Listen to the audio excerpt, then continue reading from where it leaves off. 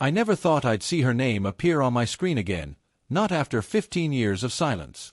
But there it was, glowing back at me. "Daniel, we need to talk." My chest tightened. 15 years earlier, I had walked away from Vanessa at our kitchen table, divorce papers spread out between us, both of us drowning in bitterness and regret. I had convinced myself she was firmly locked in my past. And yet, suddenly, she wanted a conversation. Against my better judgment, I agreed to meet her. We chose the Lantern Room, a small cafe with mismatched chairs and warm Edison bulbs, the same place where we had once dreamed out loud over cappuccinos. I arrived early, nerves humming. The bell above the door chimed as I entered, but no one paid me much attention.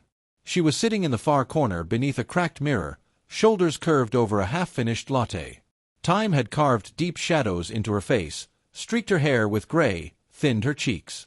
But she still wore that old leather jacket I had once given her. When she saw me, surprise flickered across her face, then relief, and finally something sharper. "Daniel," she said softly. "Thanks for coming." I stayed silent, studying her, my hands open on the table. "You said you needed help," I reminded her. She let out a shaky breath. "I'm in trouble." The story came tumbling out. A missing fiancé. A sick mother in a hospital she couldn't afford. An angry landlord demanding $20,000 or eviction. Bills, overdraft fees, debts piling high. She painted herself as someone broken by circumstance, begging for a lifeline. Around us, the cafe hummed with ordinary life, laughter, clattering dishes, the hiss of steaming milk, while at our table, desperation hung heavy. When she finally stopped, she looked at me with pleading eyes. "You're the only one I can turn to." My pulse quickened. Vanessa had always been skilled at tugging heartstrings. Once upon a time, I had given her everything. But I had learned caution the hard way. "Show me proof," I said. Her face flickered, panic, then shame. She pulled out envelopes, foreclosure notices, medical bills, eviction threats. They looked real at first, but the dates didn't match, the fonts were inconsistent. Sloppy forgeries. I raised an eyebrow. They sent duplicates," she stammered. "What about this fiancé?" I pressed. She hesitated. "Mark. He left. Took everything. Where is he now?" Her eyes darted. "He's gone." I remembered our divorce, how she had drained my accounts, sold assets behind my back. If she had truly been abandoned, there would have been traces. But there was nothing. I pulled a folded photo from my coat. It showed her signature on the deed transferring our townhouse to her second husband 6 years earlier. Clear date. Sharp lines. "You sold our home and disappeared with the money," I said quietly. "You're not broke. You're running another con." Her lips trembled.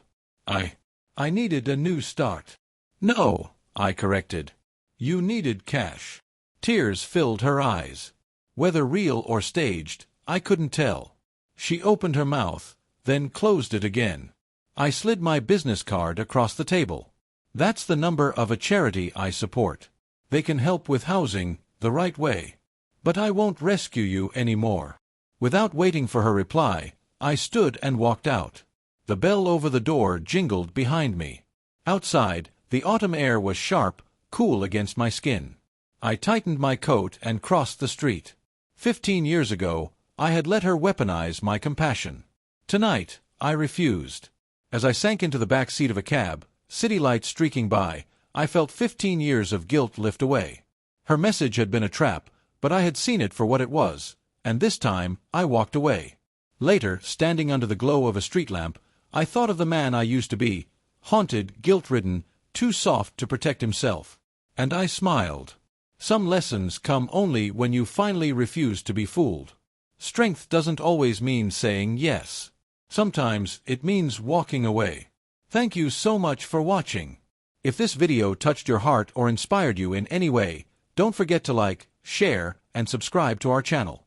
Dark Side of Love.